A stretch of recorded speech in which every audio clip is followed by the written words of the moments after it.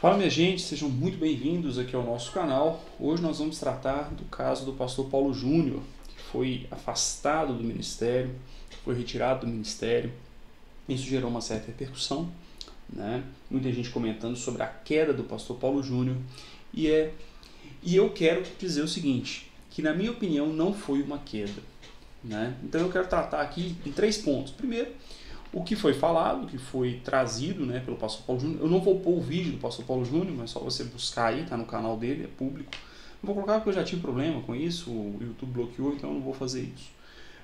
Mas você pode buscar lá que tem a declaração do pastor Paulo Júnior, tá? Então eu quero comentar esse ocorrido. Segundo, explicar o porquê, né, para quem não viu, vou explicar. Segundo, eu vou comentar o porquê que eu não acho que isso seja uma queda. E terceiro, ponto mais importante, o que nós temos que tirar de lição disso, beleza? E por que isso é importante para todos nós? Para quem é pastor, para quem não é, e principalmente para todo mundo que está envolvido de alguma forma no ministério, seja no ensino, seja no ministério pastoral propriamente dito, porque qual que é a diferença? No meu caso, né, eu exerço o diaconato na minha igreja e sou professor de escola bíblica e professor de seminário, diretor de seminário teológico. Isso me afeta, isso me dá lições importantes, mas, obviamente, para quem está plenamente no ministério pastoral, isso é muito mais relevante, beleza? Então são esses 3 pontos, eu quero comentar o ocorrido, dizer por que eu entendo que não é uma queda e quais as lições que nós temos que tirar disso com muito temor, com muita reverência, beleza? Lembrando que nós estamos aqui falando de filosofia e apologética cristã, ou seja, defesa da fé cristã, né? Temos vídeos, ter vídeo toda segunda e toda quinta-feira, perdão. Esse é um vídeo extraordinário, né? Na segunda nós vamos falar alguma coisa sobre as questões teológicas e tal. Na quinta, questões filosóficas, tá?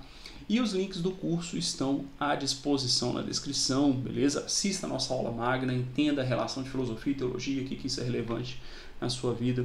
Então assine aí os nossos cursos, beleza? Lembrando que quem assinar o curso de filosofia leva o curso de apologética cristã no pacote, beleza? Então vamos lá, bora pro vídeo, sem mais delongas. O que acontece? O pastor Paulo Júnior ele veio a público e com uma expressão interessante, me parece muito sincera, dizendo o seguinte: olha, eu que já denunciei pecado de muita gente, eu gosto de denunciar o meu próprio pecado. E o pecado que ele apresenta é que ele foi desqualificado para o ministério. O seu comportamento muito duro, ele usa essa expressão, a minha postura dura no púlpito se refletia no meu relacionamento com a igreja, com a liderança e com a minha família, né? Ou seja, ele acaba se desqualificando no seu comportamento para o ministério pastoral. E é interessante que ele fala assim: olha, o conselho da igreja me repreendeu, eu resisti, eu tentei manipular, eu tentei convencê-los, eu tentei persuadir, eu dissuadir, e aí eles vieram de novo, eu entendi, e eles optaram por me afastar definitivamente do ministério. Olha, isso é muito sério, né? Mas ali, em todos os casos, aparece uma pessoa aparentemente arrependida, né? Por que eu falo aparentemente? Eu não posso sondar o coração dele, só Deus sabe, tá? E não cabe a nós aqui na internet ficarmos aí fazendo ilações, nem julgamentos e por aí vai, né? O pastor Paulo Júnior me parece uma pessoa de Deus, parece ser um homem temente a Deus, e como diz o pastor Iago Martins, a postura dele só dá pra gente atribuir ao Espírito Santo, né? Porque é raro você ver uma pessoa assim. O Iago Martins levanta uma questão também que eu achei interessante, que é o seguinte: o pastor Paulo Júnior tem a mídia na mão, ele tem milhões de seguidores, ele poderia, ele é um pregador muito influente, então ele poderia usar essas situações e sair por cima, e ele não faz isso. Com integridade, com humildade, ele pede perdão, ele fala: olha, eu vou me afastar de todas as funções e vou buscar ser cuidado. E aí ele fala que vai buscar estudar teologia, que vai buscar ser pastoreado, isso é muito nobre, né? E é esse o ponto, passando para a nossa segunda parte, que eu defendo que não foi uma queda. A pessoa que cai, via de regra, uma coisa é a queda no sentido de pecar. Todos nós pecamos em vários motivos, né, em várias situações. Agora, a queda de fato que a gente fala da apostasia, do pecado que não tem perdão, é aquela pessoa que peca e ela quer justificar o seu pecado. Sabe essa galera da mídia aí, né? Teve um cantor aí, não vou citar nomes, que cantava gospel, aí num show ele fala, esse negócio de gospel é muito fácil, é muito bobo, não quero caçar outra coisa. Ele foi lá, quebrou a cara e voltou. Ele falou, é tempo de perdão, e se justificou. Né? O vídeo do pastor Paulo Júnior, você pode ver que não tem nenhum mas. É por isso que eu defendo que não é uma queda de um ministro, é um tropeço, é uma falha, é um pecado. E por que não é queda? Porque olha que interessante, quando nós caímos em pecado, o Senhor estende a mão para nos levantar, para nos perdoar. E foi isso que o Paulo Júnior fez. Ele se arrependeu. Ele não tentou manipular. Ele não tentou se justificar. Ele assumiu o erro. Portanto, cabe a nós olhar para ele e falar, olha, que Deus o abençoe. A minha oração é que ele seja restaurado.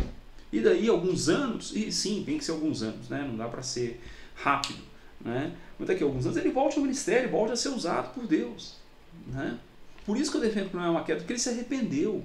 A queda, no sentido que a gente está acostumado a dizer, que o pastor caiu em desgraça, né? É porque ele cometeu um erro que não tem perdão e sequer tentou se reconciliar. É o que nós vemos em nossas igrejas, muitas vezes. Obreiros que caem em adultério, caem em e tentam esconder isso.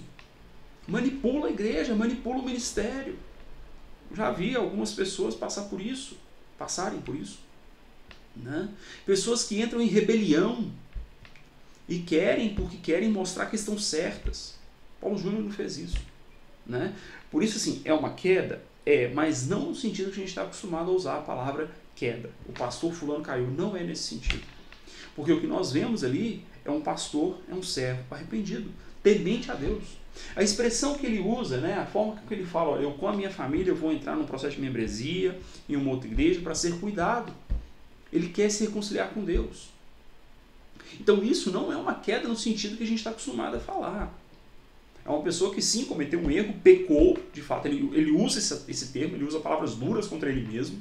Olha, eu pequei, então o que eu vejo ali é um homem temente a Deus. E falando, olha, eu vou com a minha família para uma outra igreja. Por que ele não fica na igreja dele? Não cabe aqui especulações. Pode ser que não tenha ambiente, pode ser que mesmo acontecendo tudo isso, as pessoas ainda o vejam como uma liderança, e isso entraria em conflito com a liderança que for assumir agora, né, a igreja. Então, pelo bem da igreja, pelo bem do andamento do trabalho, ele vai se retirar da igreja. Enfim, isso é uma questão de foro íntimo dele. Mas o fato é, eu quero continuar sendo um servo de Deus, eu quero servir a Deus, eu quero aperfeiçoar o meu conhecimento. Então, eu não vejo ali uma queda no sentido que a gente está acostumado a usar. Beleza? Mais uma coisa. Ele pede perdão, né? Ele reconhece o erro, ele pede perdão, e aí ele diz que ele vai buscar consolidar o seu conhecimento bíblico. Né? Ele mesmo fala que ele não tem estudo, né? Ele não é um camarada estudado e tal, ele não é um pregador, né, estudado, e aí até o Iago Martins chama atenção para isso, que o estudo é necessário, o preparo é necessário, né? Ajuda a gente a não cair nessas coisas. Não garante nada, né? Mas ajuda. E aí, quais lições eu quero tirar disso? Veja bem, primeiro, para o ministério, para quem está de fato no ministério, uma vida devocional com Deus é importantíssima. Tá?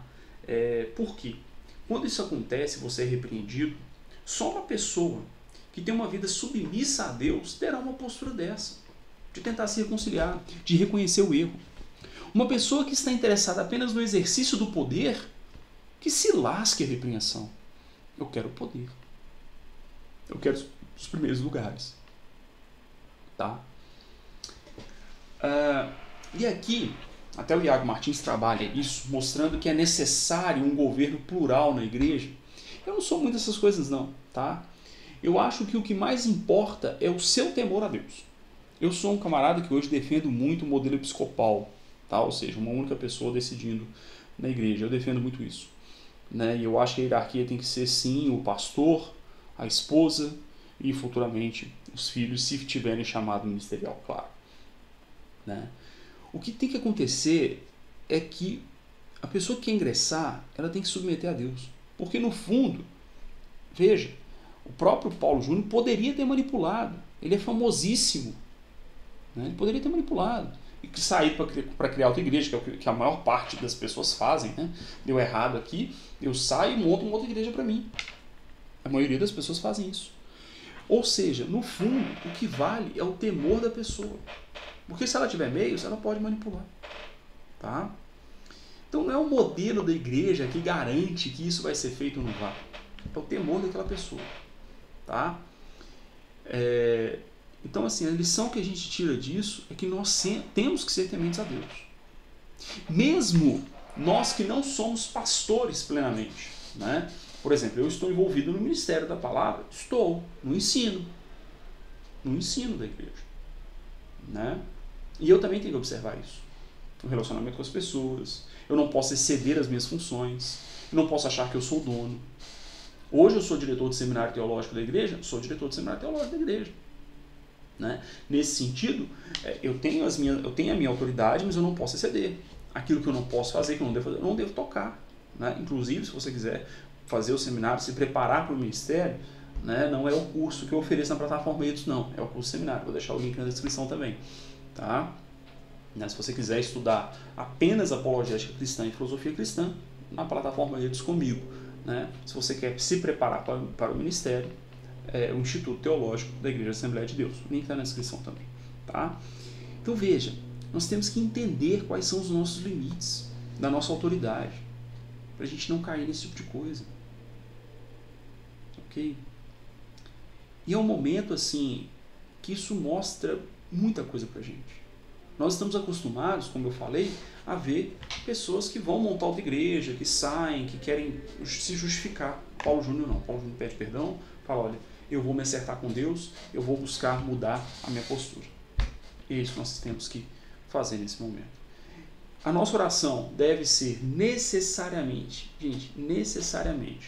para que o Paulo Júnior se restabeleça, para que o Senhor dê a ele graça, para que o Senhor supra as suas necessidades, porque ele vive no ministério, se ele vai se afastar, provavelmente ele vai ter dificuldades financeiras. Né? E que o Senhor restaure o seu coração, que o Senhor cuide da sua família, que ele possa, dentro de alguns anos, voltar a pregar, voltar a ser usado por Deus. Amém? É isso, né? Eu espero ter contribuído aí e vamos pensar a nossa vida, porque isso pode acontecer conosco. Vamos orar, vamos buscar a Deus e que a nossa vida esteja sempre debaixo da ação de Deus, sempre com muito temor e que possamos ter a humildade, seja você o pastor presidente, seja você um pastor auxiliar, seja você uma pessoa envolvida no ministério, você tenha sempre a humildade de considerar as repreensões em temor, em tremor, em oração diante do Deus Todo-Poderoso. Amém? Que Deus nos abençoe, que a igreja seja essa bênção na nossa vida, para corrigir quando estiver errado e que nós tenhamos a humildade de falar, Senhor, sê comigo. Senhor, usa os meus irmãos, usa meus pastores, usa os outros pastores para me ajudar, para me corrigir, para que o teu nome seja glorificado. Amém? Deus abençoe sua vida e Deus abençoe sua família. Lembrando que esse é um vídeo extraordinário, estou publicando ele no sábado, segunda-feira tem vídeo aqui no canal sobre teologia, na quinta-feira tem vídeo sobre filosofia. Deus abençoe sua vida, um grande abraço e até o próximo vídeo.